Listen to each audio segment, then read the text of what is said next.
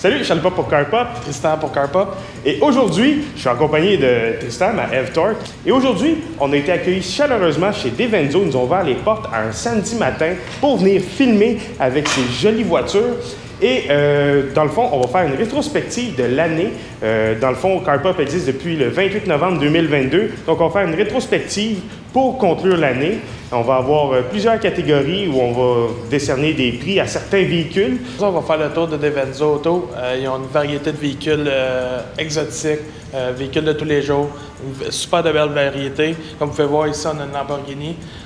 Vous allez voir pas mal de véhicules de luxe aujourd'hui. On voulait faire ça en grand. Donc, merci à eux pour leur accueil. Donc, c'est un départ.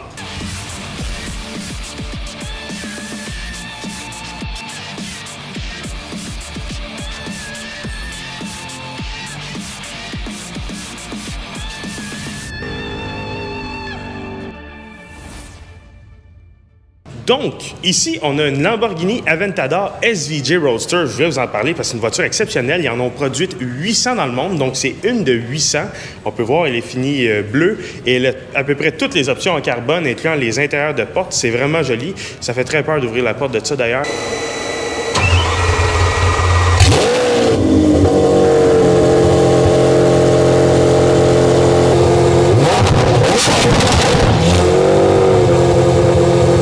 Donc, on va avoir plusieurs catégories aujourd'hui. Tout d'abord, on va avoir plus belle voiture de l'année, plus laide voiture de l'année. Ensuite, on va avoir surprise de l'année pour véhicules de tous les jours et pour bébelle. Ensuite, on va avoir pire voiture de tous les jours, pire bébelle de l'année. Et finalement, on va avoir un top 3 meilleure voiture de tous les jours et meilleure bébelle de tous les jours. C'est tous des voitures qui ont déjà été filmées. Pas nécessairement sortis encore, mais qui vont sortir d'ici la fin de l'année. Donc, Tristan, qu'est-ce qu'on a ici? Ici, on a deux 911 GT3, une 992, une 991. Donc, super belle voiture, bleu, perle, la couleur est incroyable. Un petit blanc crème aussi. Des voitures d'exception, c'est des voitures super belles, super agréables à conduire aussi. On ne les a pas essayées, mais on n'en doute pas que c'est agréable à conduire. Oui, je voulais rajouter aussi 9000 tours.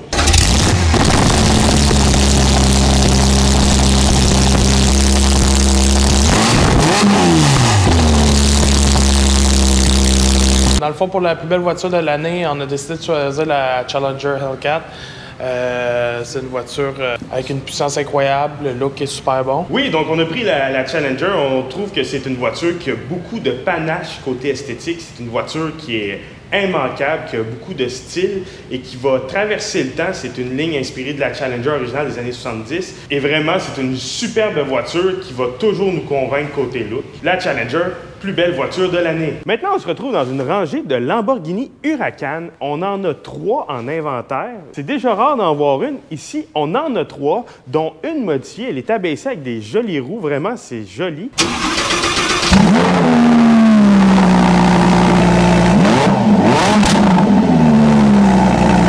Parlant de joli, on ne va pas parler de ça présentement, on va parler de la voiture la plus laide de l'année. Donc, des 40 véhicules qu'on va avoir essayé cette année, selon moi, la voiture la plus laide, c'est la Subaru Solterra. Vraiment, le design de cette voiture-là, ils l'ont échappé. C'est pas très joli. Ça ressemble à une Focus ST qui fait la baboune, avec un côté complètement raté et un arrière qui est vraiment discutable. Vraiment, le Solterra a manqué son coup et c'est la voiture la plus laide de l'année. Bon, ben, à côté des 3 Huracan, on a malheureusement une rangée de Ferrari. Hein? On aime ça, nous autres, les Ferrari. Donc, ici, on a une 296 GTB. C'est la nouvelle Ferrari qui vient remplacer la F8 Tributo, qui, elle, remplaçait la 488. Dans le fond, c'est une toute nouvelle voiture pour Ferrari, une toute nouvelle approche. On a un V6 au lieu d'un V8, mais on est assis d'un système hybride, donc on a 810 chevaux.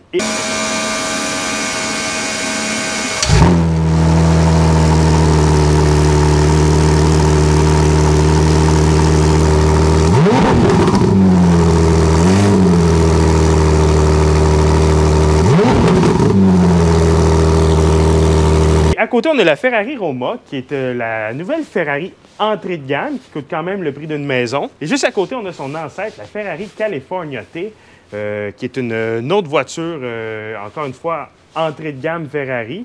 Mais vraiment, on est à un autre niveau, franchement, quand on est rendu chez Ferrari. On est ici pour vous parler des surprises de l'année. Donc, là, on tombe dans nos fameux deux catégories, donc bébelles et voitures de tous les jours. Dans les voitures de tous les jours, la voiture qui m'a le plus surpris, et vous allez être surpris, à mon avis, aussi, le Ford F250. J'ai conduit à plusieurs reprises des Ford F150 et j'avais des appréhensions face au F250.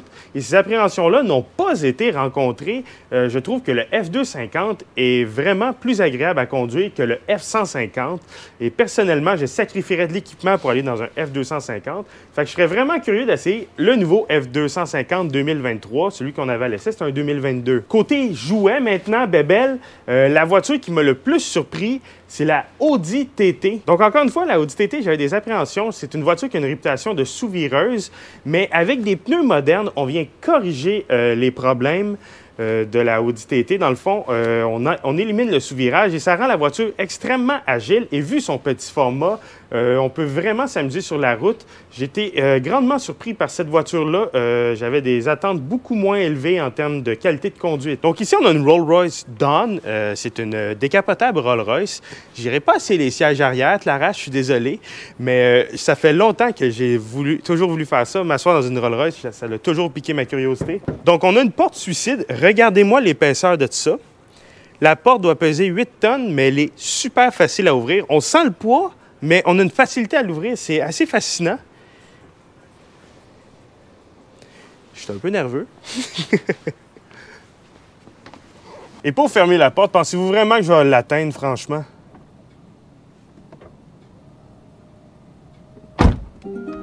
Ça fait peur. Donc, je me retrouve à bord de cette Rolls-Royce et premièrement, je tiens à vous dire que le cuir, on dirait de la peau de bébé. C'est un peu perturbant à dire, là, mais c'est d'une douceur incroyable. Et le confort des bancs, tout d'un coup, j'ai plus mal dans le dos. C'est impressionnant, le confort des bancs. On est ici pour vous parler des pires voitures de l'année. On va commencer avec les Daily. Donc, au numéro 3, vous vous en doutez, la Tesla Model 3. C'est une voiture qui, comme j'ai dit dans ma vidéo, a beaucoup de potentiel, mais n'a pas la qualité de construction requis pour être à ce prix-là. On a vraiment l'impression d'être assis dans une voiture entrée de gamme, mais on voit ça, le prix d'une voiture compacte de luxe. Et c'est trop cher pour ce que c'est. Oui, les performances d'autonomie sont là, mais vraiment, la qualité de finition est vraiment à retravailler. La qualité des matériaux aussi, la qualité d'assemblage. Donc, c'est pour cette raison que je mets la Tesla Model 3 au 3e rang des pires voitures qu'on a essayées. En deuxième position, c'est un tournage que vous n'avez pas vu et que vous ne verrez pas. C'est une voiture que j'étais en train d'éditer puis je me disais, je peux pas publier ça. C'est une voiture qui a aucun intérêt sur le marché. Toute la compétition est meilleure et tous ses rivaux sont vraiment plus avancés. C'est la Chevrolet Malibu. C'est une voiture qui est aussi excitante à tous les points qu'à regarder. Donc, c'est une voiture qui, l'on regarde, on est comme, ah, c'est une auto. À l'intérieur, ah. La mécanique, ah. La conduite, ah. Et ensuite, on sait que c'est une voiture qui a des problèmes de fiabilité et qui se vend le même prix que la compétition. Donc, pour toutes ces raisons-là, j'ai décidé que c'est une voiture qui ne vaut même pas la peine d'être publiée. Et elle se retrouve en deuxième place des pires voitures de l'année. La première place, on le sait tous, c'est quoi? C'est la Mustang Mach-E GT, édition performance. C'est une voiture qu'on n'a pas été très gentil avec, franchement, mais il fallait qu'on dise les vraies choses dessus. Il n'y a pas de garde au sol. L'habitacle, c'est gros comme une hatchback. Alors au final, c'est une hatchback et on vous vend ça le prix d'un VUS compact de luxe électrique. Donc, des prix avoisinant les 100 000 $. C'est beaucoup trop cher pour ce que c'est. C'est une voiture qui, à mon avis, aurait un bien plus grand succès si elle était moins chère. Et l'usager en témoigne. C'est une voiture qui déprécie rapidement. Et je crois que dans l'usager, ça peut devenir assez intéressant. Merci. Maintenant, on va parler des pires bébelles de l'année. Et on en a choisi une méchante bébelle ici. On est à côté d'un Brabus G900 Rocket. Donc, un Mercedes G modifié par Brabus d'environ 900 chevaux. Et comme vous pouvez voir, c'est une exagération de tout. On a des fogs OLED sur le toit. On a une trappe d'air qui rendrait n'importe quel propriétaire de Mustang jaloux. On a des ailes élargies en carbone. On a un diffuseur à l'avant. Et tout ça fait que le véhicule est bas, mais en même temps, le véhicule est haut. C'est vraiment spécial. Et je peux pas m'empêcher de le faire. Écoutez-moi une porte de Mercedes G. C'est une voûte.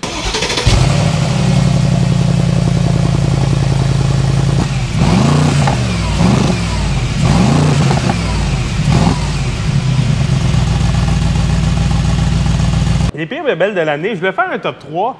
J'ai pas vraiment réussi, fait que ça va être un top 2. Donc, en deuxième place, le Ford Thunderbird. C'est un véhicule qui est vraiment intéressant, qui a son cachet, mais qui ne m'a pas rejoint personnellement.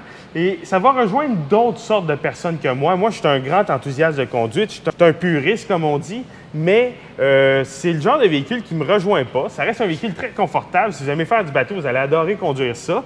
Mais c'est pas dans ma tasse de thé. Et en première place, je viens de dire que je suis un puriste, mais j'ai pas le choix de le mettre, le Campagna T-Rex.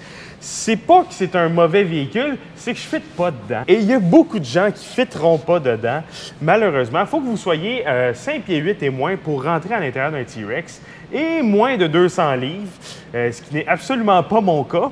Et donc, résultat, ben, j'étais vraiment pas à l'aise d'exploiter le véhicule et j'étais vraiment pas confortable. J'avais le levier de vitesse d'un cuisse, j'étais couché dans le banc.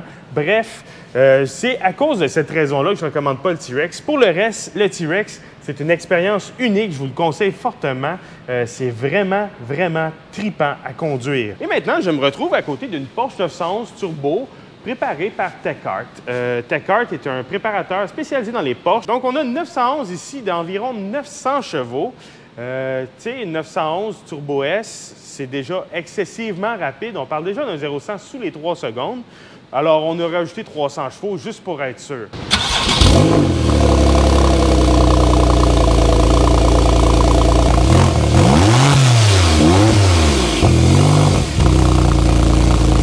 Je me retrouve à côté de cette voiture-là pour vous parler de mon top 3 des meilleures voitures de tous les jours de l'année. Donc, on a eu plusieurs finalistes dans cette catégorie-là. Il y a des véhicules que j'ai vraiment pensé les mettre, mais finalement, je ne les ai pas mis. Je pense entre autres au Q8 e-tron, qui est un véhicule qui va vraiment bien s'adapter à nos besoins, que le niveau de confort s'adapte selon la situation qu'on est et qui rend le véhicule excessivement polyvalent. Il y a aussi le Genesis GV60, c'est un véhicule qui est très intéressant, la finition intérieure est superbe, etc., etc.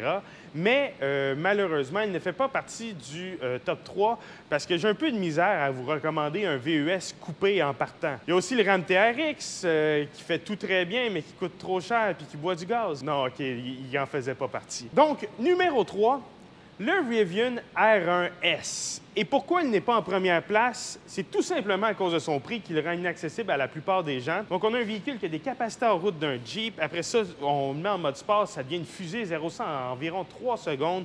Un intérieur hyper luxueux, comparable aux meilleurs véhicules, même à des véhicules ici. Vraiment, Rivian arrive fort. C'est un des véhicules les plus polyvalents de l'histoire de l'automobile. Et j'ai vraiment hâte de voir ce qui s'en vient avec ça. Il ouvre un concessionnaire à Montréal fin janvier.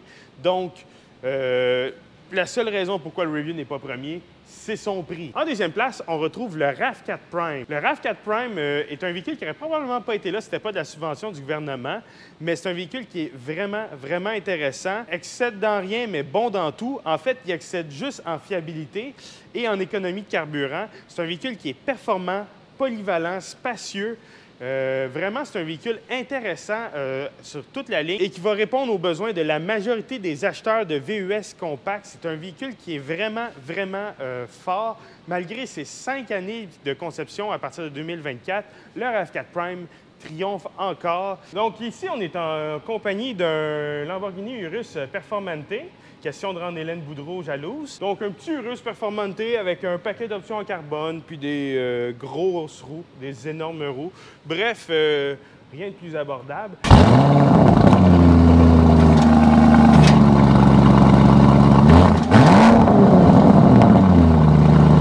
Pour vous parler du numéro 1 des véhicules de tous les jours cette année, et c'est le Lexus NX. La raison pourquoi j'ai choisi le Lexus NX, tout d'abord, c'est que c'est rendu que les gens payent en moyenne 63 000 $ pour un véhicule neuf et le Lexus NX rentre dans cette braquette de prix-là. Deuxième raison, c'est un véhicule qui se démarque énormément par son niveau de confort et de luxe pour le prix. L'intérieur et la qualité d'assemblage est d'une qualité impressionnante pour le prix et on a vraiment un beau véhicule extrêmement bien insonorisé, extrêmement confortable.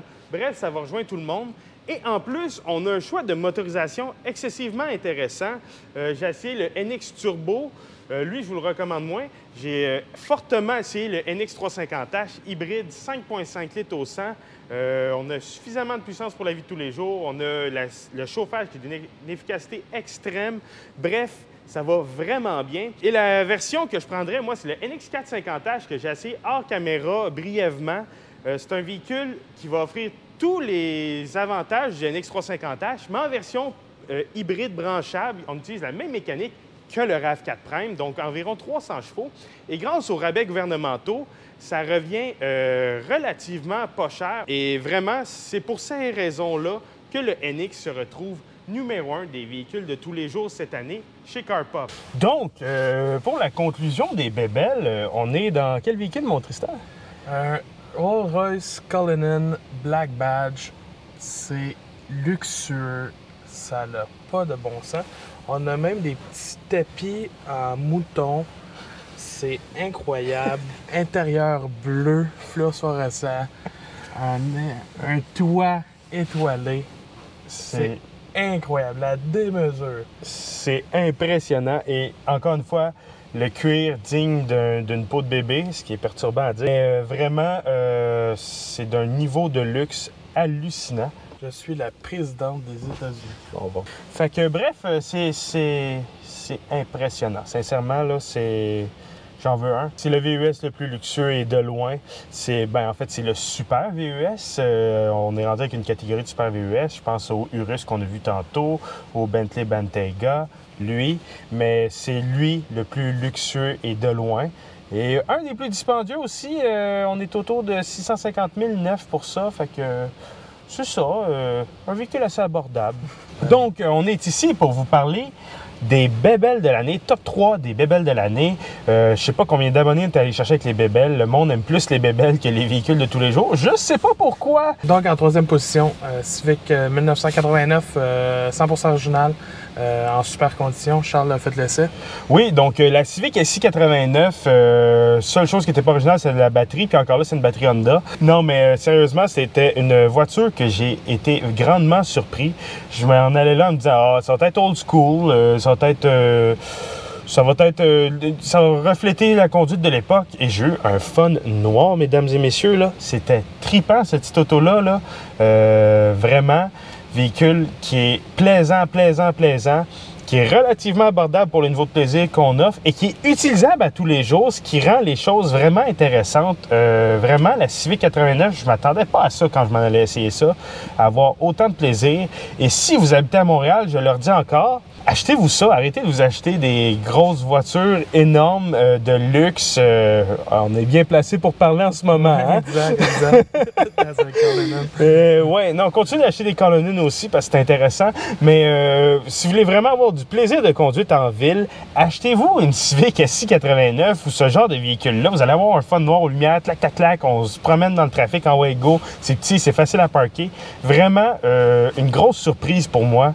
Ça a failli être la surprise de l'année, mais finalement, je l'ai laissé à l'Audi TT. Donc, en deuxième position, on a la Subaru BRZ de l'année, que Charles a fait l'essai aussi. Oui, un véhicule qui est plus rapide qu'un Kia Sorento, je tiens à préciser. Je vais revenir dans pas long. Donc, la Subaru BRZ qui arrive, on avait déjà un bon châssis, on a retravaillé la suspension, on est arrivé avec une nouvelle motorisation, pas de turbo, les gens étaient déçus, pas de turbo. C'est une voiture qui est vraiment performante, là. On oublie ça, même s'il n'y a pas de turbo, c'est impressionnant comme voiture. La tenue de route est superbe, le châssis est super, on a une belle communication. Je dirais que le levier de vitesse serait à retravailler, mais on peut acheter un short shifter pour corriger ça. Et la direction, comme la plupart des véhicules modernes, manque de communication. Mais sinon, la BRZ, vraiment impressionnante. Et pour ceux qui n'ont pas arrêté de me dire que la BRZ est une voiture lente, on parle d'une voiture qui fait le quart de mille en 13,8 secondes. C'est 0,4 secondes plus lent que la WRX. Et la WRX, elle a l'avantage au 0-100. Fait qu'on comprend que la BRZ, après 100, c'est une voiture qui est extrêmement rapide. Et il n'y a pas un Kia Sorento qui fait le quart de mille en 15 secondes en pensant qu'il va suivre ça. Si vous croisez un journaliste automobile et il vous dit que la BRZ n'est pas une voiture performante, questionnez-vous parce que la BRZ plante beaucoup de véhicules sur le marché en ce moment. Et le rapport performance-prix est vraiment intéressant. Donc, BRZ en deuxième place pour cette année. Donc, en première position, on avait le... OK, c'est un très long nom. C'est la Dodge Charger SRT L4 White Body Final Edition.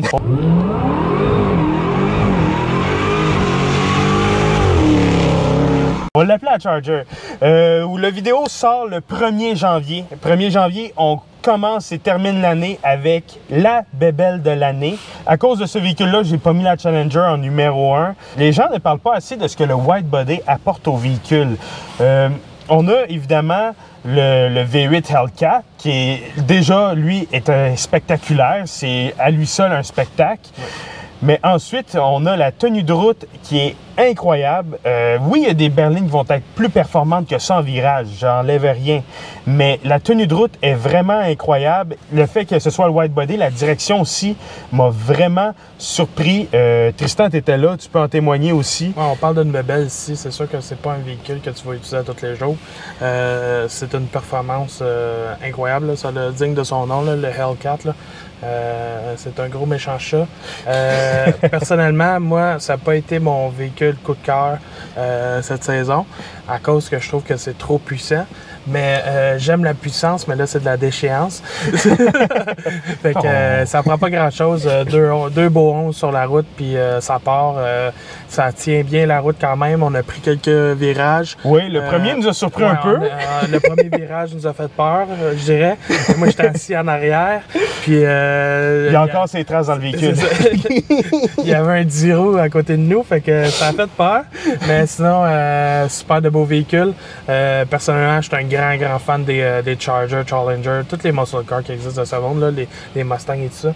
Puis c'est un beau véhicule, une super performance. C'est incroyable comment c'est performant. Malheureusement, qu'il nous quitte cette année. Oui. C'est la dernière édition. À l'heure où on se parle, les dernières disponibles dans les concessionnaires, c'est les dernières. Là. Ils finissent la production le 31 décembre. Exact. Et fait qu'on attend voir qu'est-ce que Dodge nous réserve pour la suite de la Charger et la Challenger. On s'attend. On a vu une version électrifiée qui s'en vient, mais on a bien aimé le Charger. Oui. Moi et Charles, on est des très grands fans du Hellcat. Là, oui, c'est ça. C'est un moteur que quand il est sorti, j'étais comme ça n'a pas de... Mais j'ai réalisé que c'était juste l'homme muscle car version moderne, puis qu'il fallait juste mettre beaucoup trop de puissance de nos jours pour avoir l'essence muscle car. Ouais. Et comme j'ai dit, ce qui m'a vraiment le plus surpris de la Charger, c'est la tenue de route. Il est pour beaucoup. Là, Oui, c'est ça. Le wide body amène une direction différente qui est vraiment... Une tenue de route... Ben, la tenue de route est incroyable, mais la direction, c'est la première fois que j'avais une direction électrique dans les mains qui communiquait autant que ça. J'ai l'impression d'avoir une direction hydraulique tellement que ça communique. Mais on parle d'une tenue de route ici qui va beaucoup se comparer aux Allemands, là, oui. Aux véhicules européens. Oui, bien le poids va le pénaliser. Le poids va le pénaliser, mais quand on parle de la tenue de route, du volant, tout ça, on vient vraiment chercher tout Mercedes, BMW. C'est eux vraiment la compétition première. Là. Puis c'est un véhicule exotique en étant un muscle car. C'est ça. Puis la tenue de route est tellement bonne, en fait, que le premier virage, on s'est fait surprendre. J'avais oublié que c'était un Hellcat. Quelle idée de con. Faut jamais oublier que c'est un Hellcat. Quand les Hellcat kick, ça kick. C'est ça. Fait que, en gros, c'est la fin d'une dynastie chez Stellantis, mais on finit en grand. Il nous reste encore un paquet de véhicules Hellcat à essayer. Durango, fait que si vous en avez un, vous n'hésitez pas. Trackhawk, pas encore essayé. Demon, en égo. Le Hellcat, malheureusement, la production est terminée, mais l'histoire n'est pas terminée du tout. Sur ce, c'est ce qui conclut notre vidéo d'aujourd'hui. On aimerait ça remercier Devenzo Auto à Saint-Eustache. Venez les voir si vous voulez un véhicule. Ils ont un inventaire incroyable de véhicules. On a devant nous à l'extérieur un Hummer EV. Il y en a deux avec des sets de roues incroyables. Oui. Le véhicule est large comme 3 Toyota Yaris, une à côté de l'autre. Je trouve généreux, je dirais 4. Puis le poids aussi, hein? Il y a des véhicules de tout genre. Là, on a montré plus les véhicules exotiques.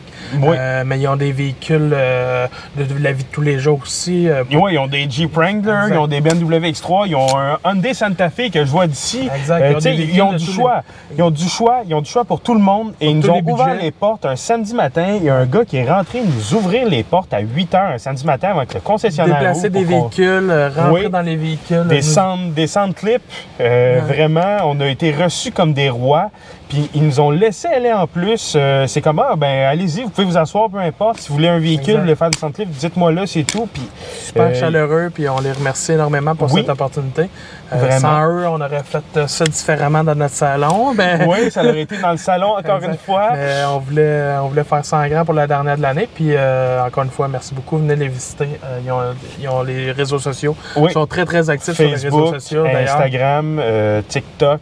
Allez voir aussi, nous autres aussi d'ailleurs. Et on vous laisse sur un fusil à décharge électrique, c'est-à-dire un teaser de ce qui s'en vient sur CarPop, parce qu'on a déjà commencé les tournages pour la saison 2024.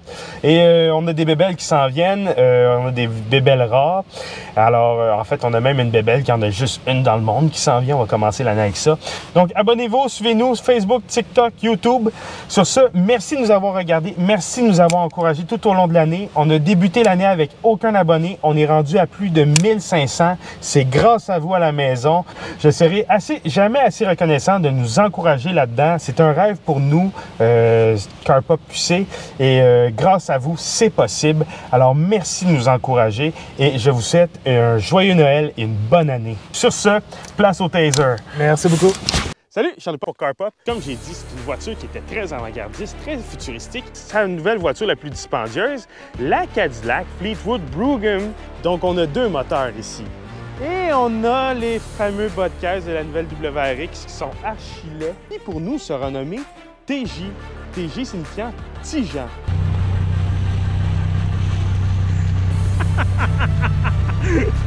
Essaye ça. Je ne peux pas croire que cette voiture-là a été conçue dans les années 90 au niveau comportement routier. C'est vraiment impressionnant. Je suis dans une courbe carotteuse, la voiture reste droite comme une barre, c'est impressionnant. Donc, un V8 7 litres de 180 chevaux, 320 livres-pieds de coupe. Wow!